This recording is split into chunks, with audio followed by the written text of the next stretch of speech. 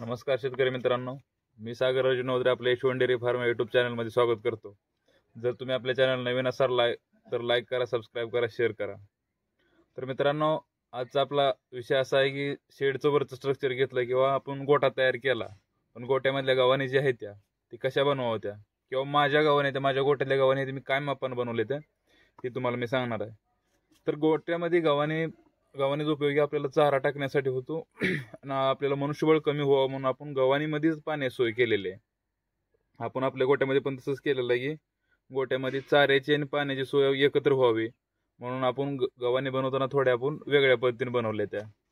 तर सर्वप्रथम आपण गव्हाणीचं माप घेतलेलं आहे की गव्हाणीच्या दोन्ही मधलं अंतर तुम्हाला सांगतो। दोन साईडला आमचं गव्हाणीच आहे, ह्या साईडला 15 म्हशी बसवते, ह्या साईडला 15 म्हशी।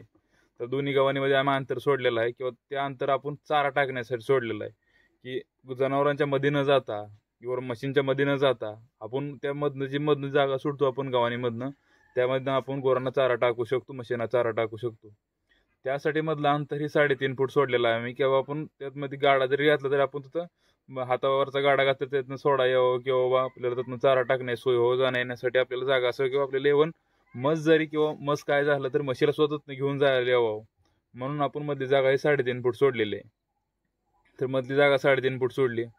तर गव्हाणीच्या आतील बाजू म्हणजे दोन्ही आतल्या बाजू ज्या आहेत त्या गव्हाणीच्या दोन्ही समोर बाजू ज्या आतल्या येणार आहे त्याची आपण हाईट घेतलेली आहे 3 फूट।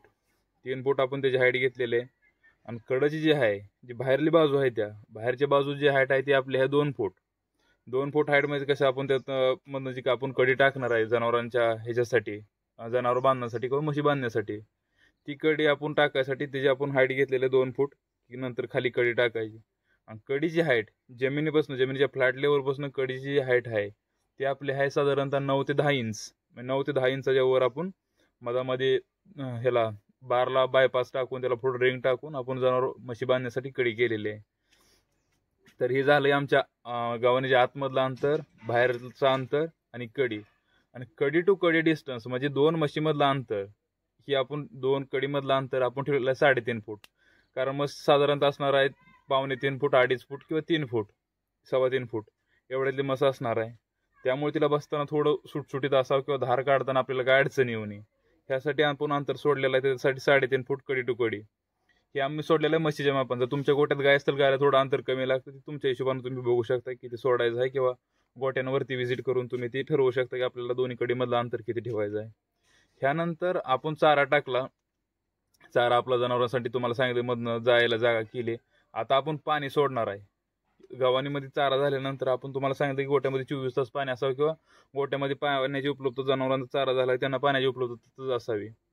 त्यासाठी पाणी आपण सोडण्यासाठी त्याला पायपा टाकल्या, त्या इनलेट केलेला आहे आपण आपल्या शेडच्या कडेला टाकी ठेवलेली आहे, त्यातनं आपण इनलेट टाकलेला आहे पायपातनं।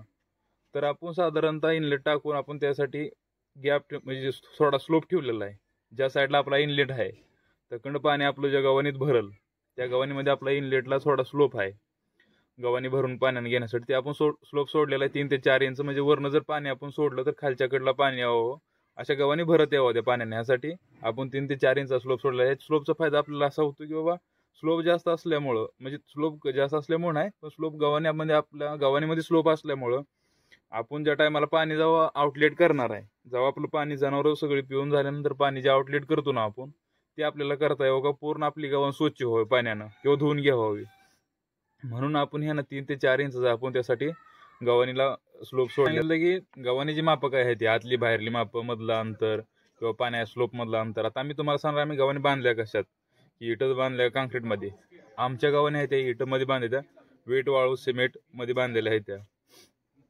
तर जे आतल्या बाजूला आपण जी वीट लावलेली आहे दोन्ही गव्हाणीच्या मधात ज्या आतल्या बाजूला 3 फुटाच्या भिंतीसाठी, ती आम्ही लावलेली आहे की ती आमची आहे सिंगल इट।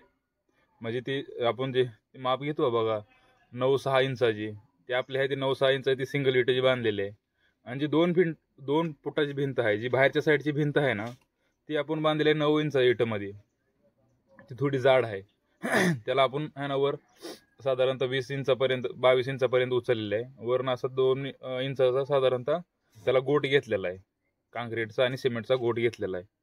आता हे झालं तुम्हाला सांगितलं आमची इटमध्ये बांधलेली आहे आणि ह्याला गोट घेतलेला आहे। तर आता दोन्ही गव्हाणीच्या मध्ये किंवा गव्हाणी कशामधनं आतनं जे गव्हाणी आपण मापामधनं जे मधातलं जे अंतर आहे ते आपण कशानं भरून घेतलं किंवा खालनं आम्ही हाईट किती दिले, गव्हाणी आतनं भरून किती घेतले. तर गव्हाणी आम्ही आतनं भरून घेतले साधारणतः तुम्हाला इंचामध्ये सांगतो की बाबा 17 ते 18 इंच ही गव्हाणी आतनं भरून घेतले. त्या खाली पूर्ण दगड टाकून त्याच्यावर मुरुम टाकलेला आहे. मुरुमावर आपण पाणी टाकून ते दाबून त्याच्यावर नंतर आपण जो शेडला आपण कोबा केलेला आहे त्या टायमाला आम्ही ढाळ दिलेला आहे किंवा जे कोब्याचं मटेरियल जे आहे आपलं ती आतमध्ये टाकलेलं आहे गव्हाणीच्या. ती साधारणतः 2 ते 3 इंचाचा थर टाकून त्याला 4 इंचाचा स्लोप देऊन त्याच्यावर आपण नंतर सिमेंटनं गुटून घेतलेले आहे गव्हाण अशी किंवा म्हणजे पाणी राहून किंवा खरभरीत गव्हाण नसून त्याचं घाण बसू नये.